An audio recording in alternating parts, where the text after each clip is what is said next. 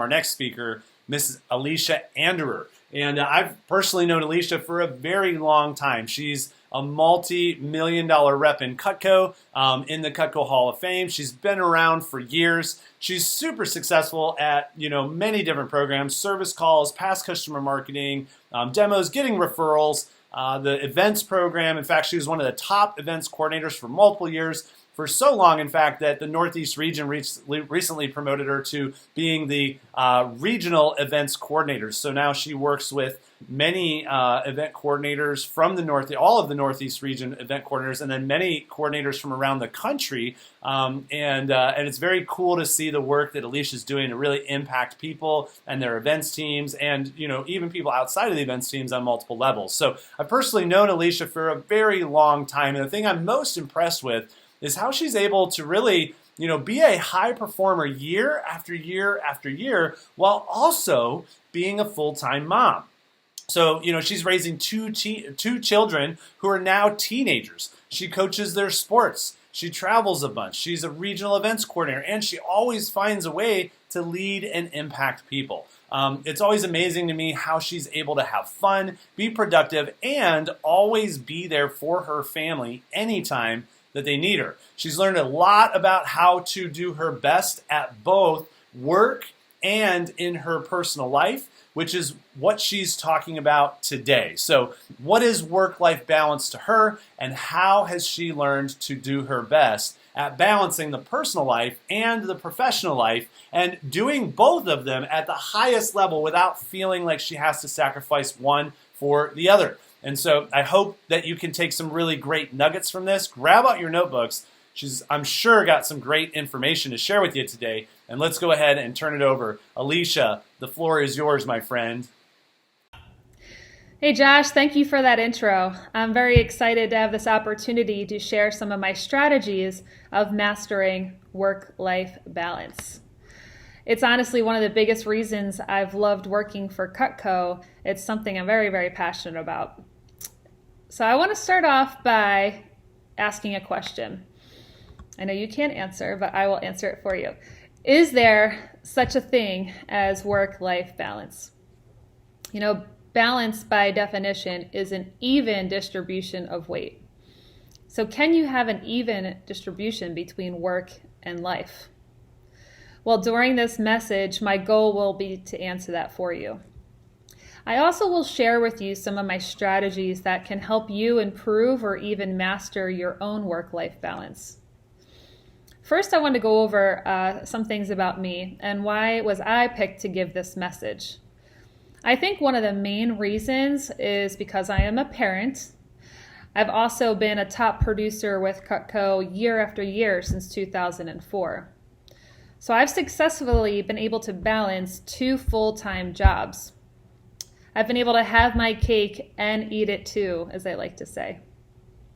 I've always prided myself in the fact that I feel like I'm a stay-at-home mom while also working a full-time job supporting them financially.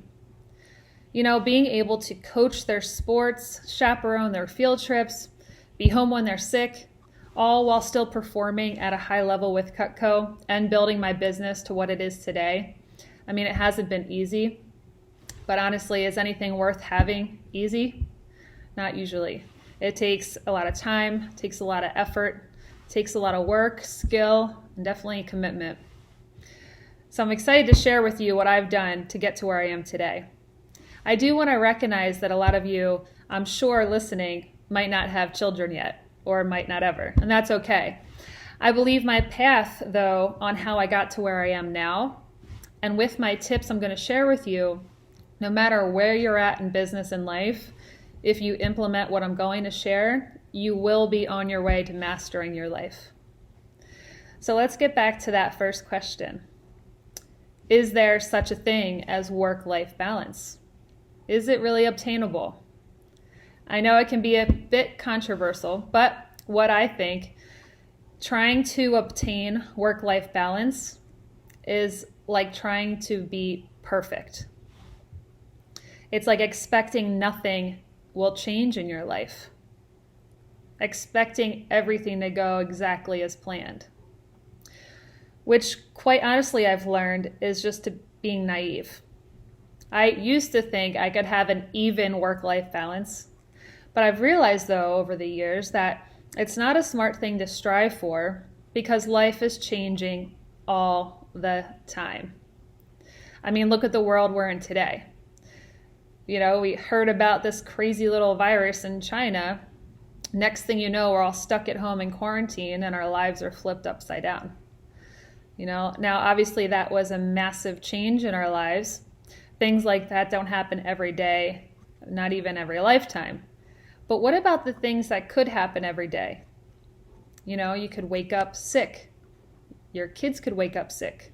That's going to change your plan, right? You could get into a car accident. Hopefully not. You could win the lottery, which would be great. Someone close to you could pass away. You have to know that good and bad things will happen in your life all the time, whether you expect them to or not. Think about the stages of life, right? I think about when my kids were younger, you know, when they were just born. I obviously didn't work. First couple months, I was home. I didn't even think about Cutco. I didn't even get to sleep really at all. You know, and as they got older, my plans and priorities changed. I was able to work more. I started learning how to be a coach. I started being a PTA mom, you know, and now when they're in middle school and high school, they're gone majority of the day. School practice goes until about 5 p.m. every day now. So I went from being home all the time with them to now they're actually at school and sports, which allows my priorities to change a bit and work a little bit more. So time changes a lot of things, you know. So point is, life is consistently unbalanced, right? Whether it's because of the stages in your life, whether unexpected things happen or things that you did expect happen. Life never seems to be actually balanced. So is work-life balance obtainable? Maybe. I say no. I don't think it's a smart thing to go after. But what I do think is obtainable is to create the flow of life that you want, that fits with your dreams and goals and aspirations. So instead of chasing the perfect balance, I think it's time to start focusing on what's working best for you and create your best life. So I'm going to share with you some of my strategies on how to create the flow of your best life. The first thing you want to do is to create and make a master plan, okay?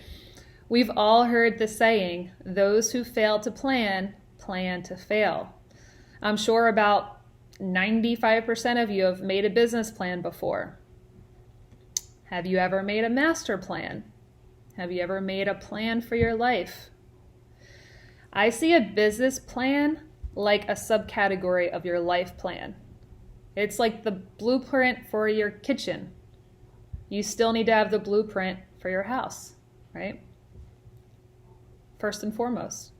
Seriously, think back. When is the last time you sat down to think about the life that you want? What's going right in your life? What's not going right in your life? Think about when you're 80, 90 years old.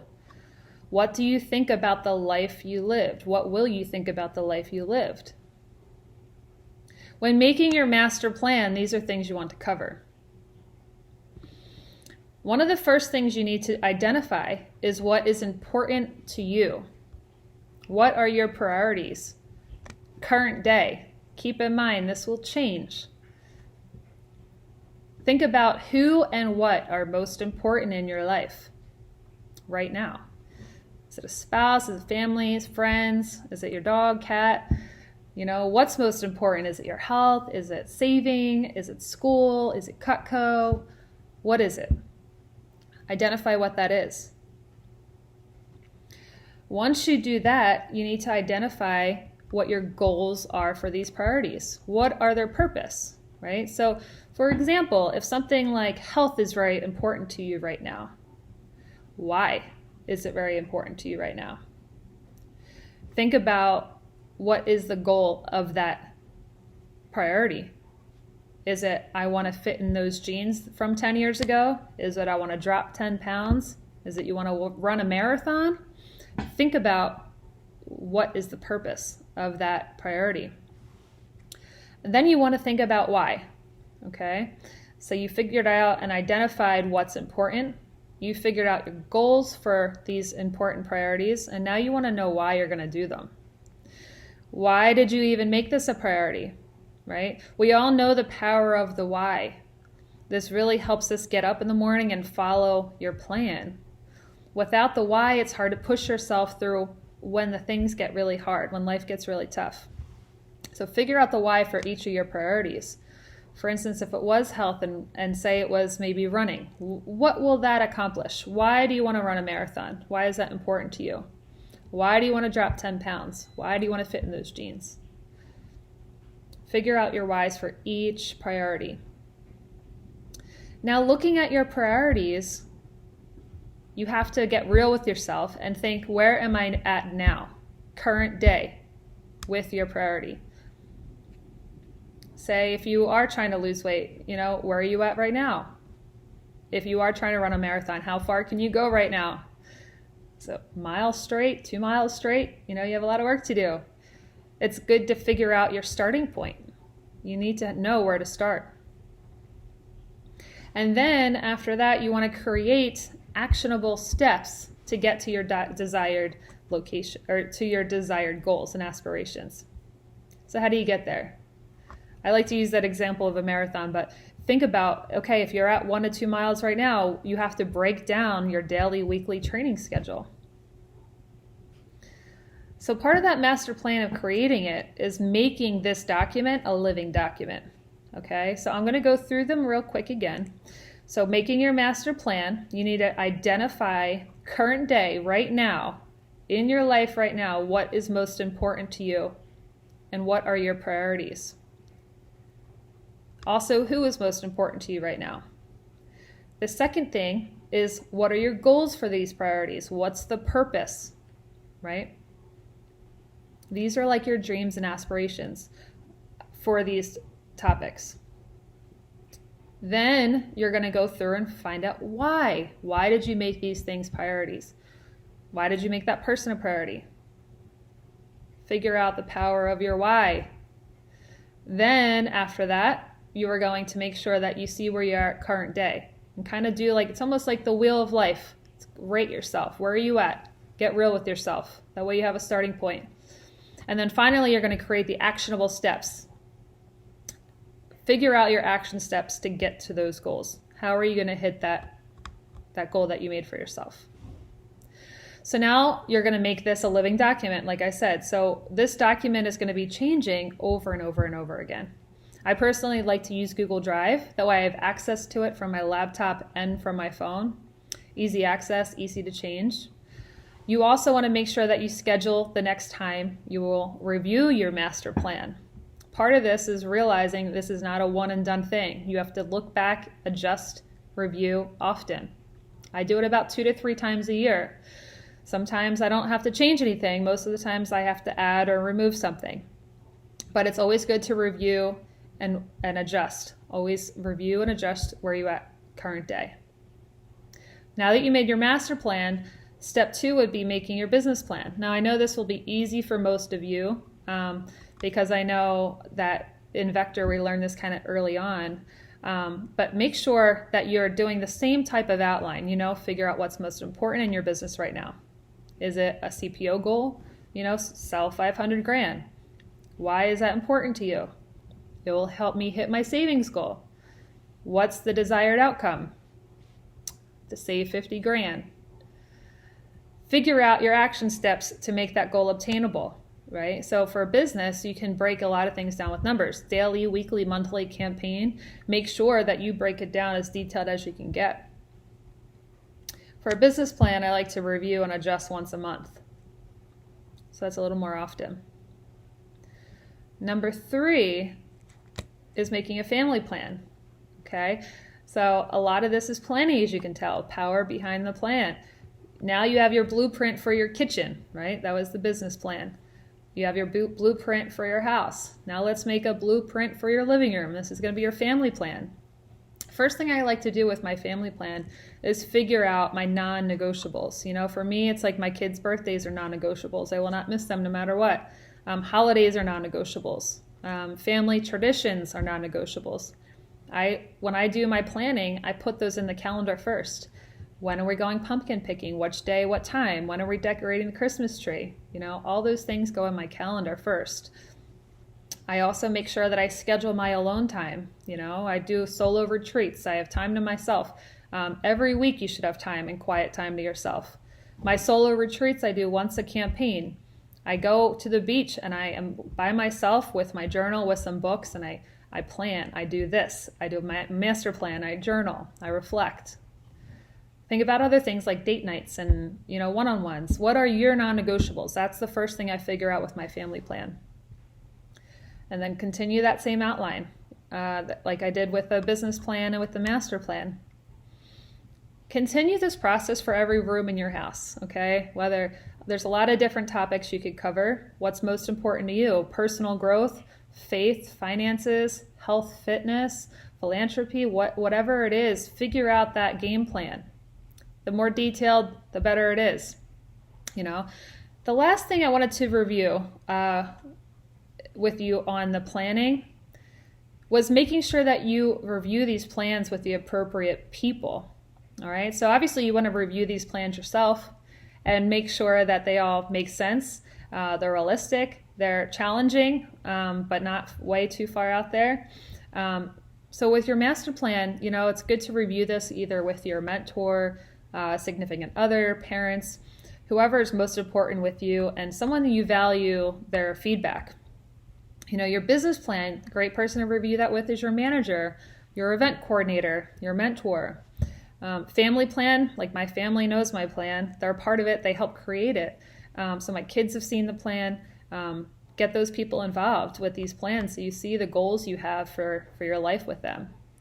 So on and so forth. Make sure you're addressing and going over with the people that are close to you.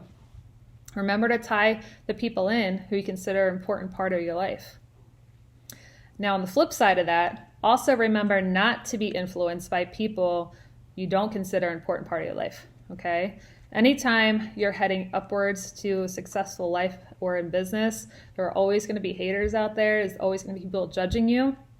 You got to fight the guilt.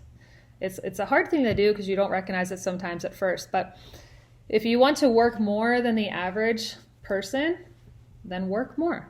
If you want to spend more time with your family, then spend more time with your family. If you want to go volunteer across the world for people in need, go do it. Do what is best for you in your life, and don't worry what haters are going to say, okay? Don't listen to other people that want to only offer you judgment. So that's something that I had to learn throughout, the 15 years with Cutco. I fought a lot in my life. People would tell me I either work too much or go on too many trips, but the thing is the people that are most important to me, my family, my kids, my friends, they knew and also agreed and were on board with my plan. That's why I was okay with it. I didn't have to explain to other people. So just make sure you recognize the fact that there will be people that will decide to offer their advice or their judgment, and you don't have to listen to them, okay? So just make sure you cover that. Go over the people that are closest to you, and then fight off the haters, okay? Fight the guilt. And guys, I just want you to know, I am not a planner, by far, even though I probably come off as one. I realize, though, because I realize the power in the plan, that's why it's such a priority for me. So if you are someone that thinks you're not a planner either, remember and think about this. Your future is important. Don't just let life happen to you. Create the dream life you want and start taking action. Okay, so let's pivot here. Take a quick review. I want to go over a couple of the steps that I shared before diving into the next part. So first step is creating your master plan. Second, come up with your 3 to 7 sub-plans that flow with your master plan. Make sure they're all coherent and flowing together. Third step is schedule when you're going to reevaluate and adjust those plans. Okay? So those are the big things with planning. Now, I get this question a lot, and you might have this question as well, but the big question would be, so if there's 50 people who plan, everyone who plans, right? What's the difference between those who hit their goals and ones who don't hit their goals if everyone planned the same way? So the people that hit their goals, no matter what happens in their life, and they hit them because they realize the simple fact that things don't always go as planned, and realizing, in fact, they rarely go as planned. So the difference really is champions are able to pivot and adjust to life's curveballs. You need to expect them to happen and not get shocked or wallow in your own self-pity when things go wrong. You need to just be flexible. Think about the last time you hit your yearly CPO goal. It doesn't seem to happen too often, except with the champions in the business. I think about the last year, my goal was to sell 450 grand, and I did 455. So I was able to hit my CPO goal, but the thing is, I did not hit my goal the way I originally planned. A lot of things changed. I had to pivot, I had to adjust, and I had to change my plan. It's all about how you handle every situation that comes your way. I think back to when I committed to a certain work schedule. I decided I was only going to work Monday through Friday, 9 to 3. I was getting tired of doing appointments whenever my customers were free. So I said, all right, I'm done. I have 3 appointment slots each day, and that is it. I only wanted to work when my kids were in school. And I thought, no negotiating on that. That's it. I had my show team only text me or call me between 9 and 3 or after 9 p.m. when the kids were sleeping. I thought I was on lockdown.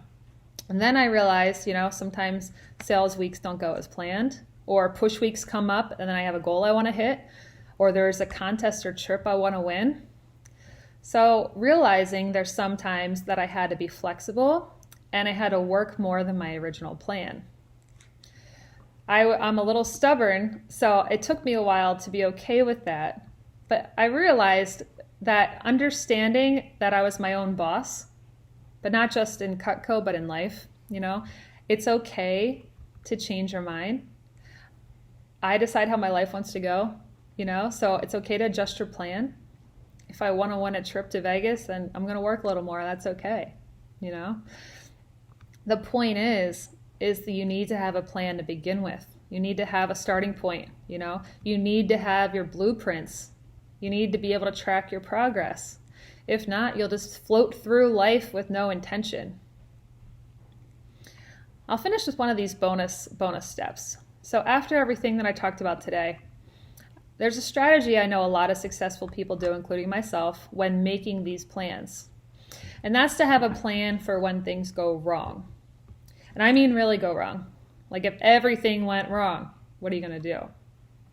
This step was hard for me to do because I always like to think pretty positively and I'm pretty optimistic, but I learned you can still aim and strive for the stars, but train yourself on how to handle things when they go wrong, since things will go wrong. I think about Navy SEALs. They train for almost every outcome, the good outcomes, the bad outcomes. So when they come and they happen, they know exactly what to do. They know how to react. They know how to pivot. So it's very important. If you want to add that to your planning, I do suggest it just as it's like a training tool for yourself. So in closing, guys, I hope you learned some stuff. Don't chase that 50-50 balance. Figure out your own priorities and create the life you want. Make a plan and make another plan. Remind yourself to be flexible, review, and adjust often. You have the power to create your dream life. Now go do it. Thanks for listening, guys. Enjoy the rest of the summit.